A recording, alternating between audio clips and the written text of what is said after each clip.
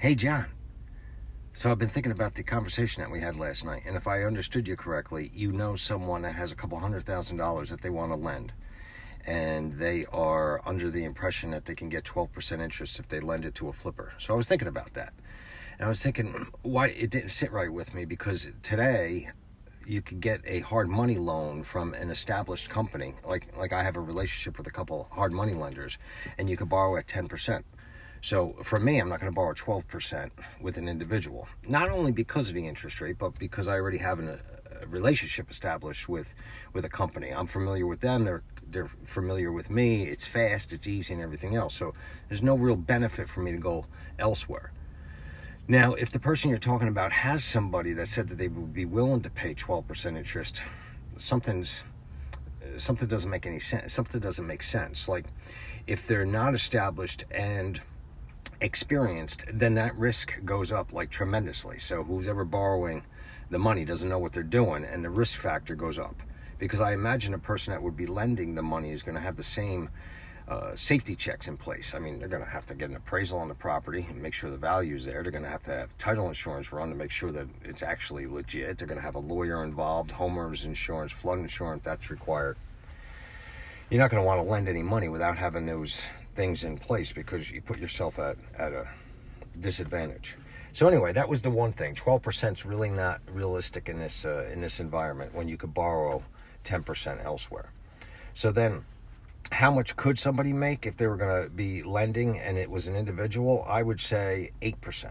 Let's say somebody makes 8%. And 8% on, let's say, $200,000. That's not bad, right? So you got $16,000 you'd make in a year.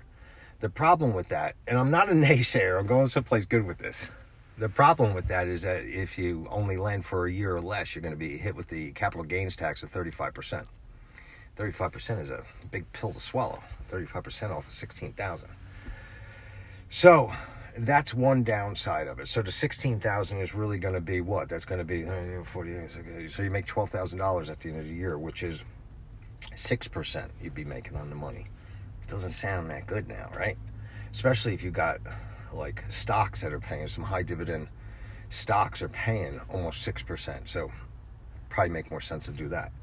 However, I come from the real estate angle. So I ran numbers this morning. I pulled up Zillow and I found a house local, a nice house, 4-bedroom, 1-bath, doesn't need any work in it. It's under $400,000. It was $389,000. So just for the heck of it, I ran numbers at 6% interest. I think that's pretty close to 6% interest. So if you, your friend or whoever the person was that you were talking about, took $200,000, put it into a house, let's just use round numbers, $400,000. They had a 50% mortgage for $200,000, and they use it as a rental. I understand the first thing that somebody's going to say is that, well, I'm not interested in being a landlord. Well, if you look at how much more money you get compared to the previous scenario that I just gave you, maybe you would be interested. But even if you're still not interested in being a landlord, there's ways to structure the rental agreement so it's like the person actually is buying the house off of you. It's just changing some terms around so you don't have to go over and fix a leaky toilet, because I know that that's a big concern for people that have never invested in real estate. But at the end of the day, I'm just using round numbers, and I can give you an exact breakdown of my previous, my mention of making 6% at the end of the day because of the capital gains, the short-term capital gains, and even at 8 or 9%, if you got interest, you're not making that much money compared to investing in one piece of property, leveraging your money. Because I think when I ran numbers at the end of the day, I'm taking into consideration the positive cash flow per month, the tax advantages. Tax advantages are huge.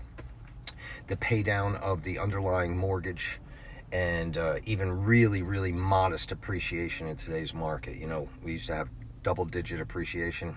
I'm going to say 2 to 3% appreciation in the next year or two.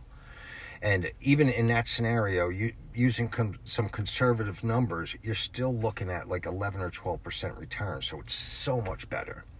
If you want me to do the numbers to show you the difference, I love even talking about it. All right, talk to you later.